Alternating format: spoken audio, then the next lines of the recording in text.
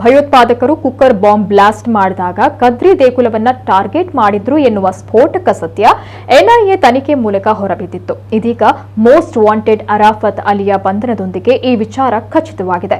ಇದುವರೆಗೂ ಮಂಗಳೂರಿನಲ್ಲಿ ಶಾರಿಕ್ ಟಾರ್ಗೆಟ್ ಎನ್ನಲಾಗಿತ್ತು ಅನ್ನೋ ಊಹಾಪೋಹಗಳಿಗೆ ಅರಾಫತ್ ತನಿಖೆ ಮೂಲಕ ಸತ್ಯ ವಿಚಾರಗಳು ಇನ್ನಷ್ಟು ಬೆಳಕಿಗೆ ಬರಲಿದೆ.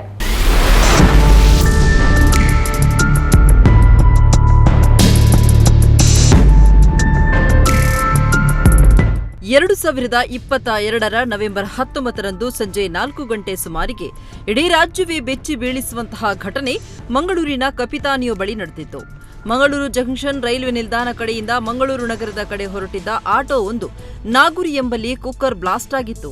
ಆದರೆ ಅದು ಕುಕ್ಕರ್ ಬಾಂಬ್ ಎಂದು ಗೊತ್ತಾಗುತ್ತಿದ್ದಂತೆ ಜನ ಬೆಚ್ಚಿ ಬಿದ್ದಿದ್ರು. ಆರೋಪಿ ಶಾರಿಕ್ನನ್ನ ಹಿಡಿದ ಪೊಲೀಸರು ಆತನ ಜನ್ಮಜಾಲಾಡಿದ್ರು. ಇದು ಟೆರರಿಸ್ಟ್ ಕೃತ್ಯ ಅಂತ ಗೊತ್ತಾಗುತ್ತಿದ್ದಂತೆ ಎಂಟ್ರಿ ಕೊಟ್ಟಿದ್ದ ಎನ್ಐಎ ತಂಡ ಕುಕ್ಕರ್ ಬಾಂಬ್ ರೂವಾರಿಗಳ ಬೆನ್ನು ಹಿಂದೆ ಬಿದ್ದು ತನಿಖೆ ನಡೆಸಿದ್ರು. ಬ್ಲಾಸ್ಟ್ ಹೊಣೆ ಹೊತ್ತಿಕೊಂಡಿದ್ದ Islamic resistance council Kadri target ಅಂತ ಹೇಳಿತಾದ್ರೂ ಅದು ಕನ್ಫರ್ಮ್ ಆಗಿರಲಿಲ್ಲ. ಇದೀಗ ಎನ್ಐಎ ಅಧಿಕೃತವಾಗಿ ತನ್ನ ಪತ್ರಿಕಾ ಹೇಳಿಕೆಯಲ್ಲಿ ಟಾರ್ಗೆಟ್ ಕದ್ರಿ ದೇವಸ್ಥಾನವಾಗಿತ್ತು ಅಂತ ಹೇಳಿದೆ.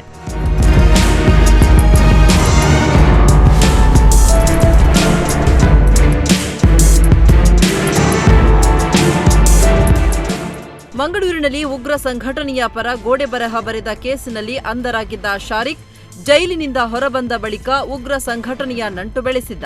ಮಾಜ್ ಮುನೀರ್ ಮತ್ತು ಯಾಸಿನ್ ಜೊತೆ ಸೇರಿ ಈ ಗೋಡೆ ಬರಹ ಬರೆದಿದ್ದ ಶಾರಿಕ್ ಬಳಿ ಶಿವಮೊಗ್ಗ ಟ್ರಯಲ್ ಬ್ಲಾಸ್ಟ್ನಲ್ಲೂ ಭಾಗಿಯಾಗಿದ್ದ. ಬಳಿಕ ಮಾಸ್ಟರ್ ಮೈಂಡ್ ಅರಾಫತ್ ಅಲಿಯ ಸಂಪರ್ಕ ಬೆಳೆಸಿಕೊಂಡಿದ್ದ ಶಾರಿಕ್ ಮಂಗಳೂರಿನಲ್ಲಿ ಬಾಂಬ್ ಬ್ಲಾಸ್ಟ್ ಮಾಡಲು ಮುಂದಾಗಿದ್ದ. ಮಂಗಳೂರು ಬಗ್ಗೆ ಮಾಹಿತಿ ಪಡೆದುಕೊಂಡಿದ್ದ ಶಾರಿಕ್ ಲಕ್ಷ ದೀಪೋತ್ಸವ ನಡೆಯುತ್ತಿದ್ದ ಕದ್ರಿ ದೇವಸ್ಥಾನವನ್ನೇ ಟಾರ್ಗೆಟ್ ಮಾಡಿದ್ದ. ಆದರೆ ಅದೃಷ್ಟವಶಾತ್ ಆತ ಕುಕ್ಕರ್ ಬಾಂಬ್ ಸಾಗಿಸುತ್ತಿದ್ದ ಆಟೋ ನಾಗುರಿ ಎಂಬಲ್ಲೇ ಬ್ಲಾಸ್ಟ್ ಆಗಿತ್ತು.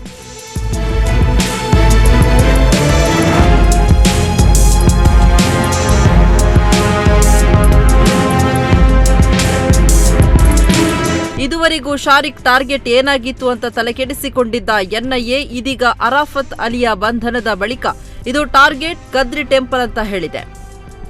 ಸದ್ಯ ಅರಾಫತ್ ಅಲಿಯನ್ನ ವಿಚಾರಣೆ ನಡೆಸಲಾಗುತ್ತಿದ್ದು ಆತನಿಂದ ಇನ್ನಷ್ಟು ಮಾಹಿತಿ ಲಭ್ಯವಾಗುವ ಸಾಧ್ಯತೆ ಇದೆ. ಬಾಂಬ್ ಬ್ಲಾಸ್ಟ್ಗೆ ಮಂಗಳೂರನ್ನೇ ಯಾಕೆ ಆಯ್ಕೆ ಮಾಡಲಾಗಿತ್ತೋ ಅನ್ನೋ ಸತ್ಯ ಕೂಡ ಹೊರಬರುವ ಸಾಧ್ಯತೆ ಇದೆ.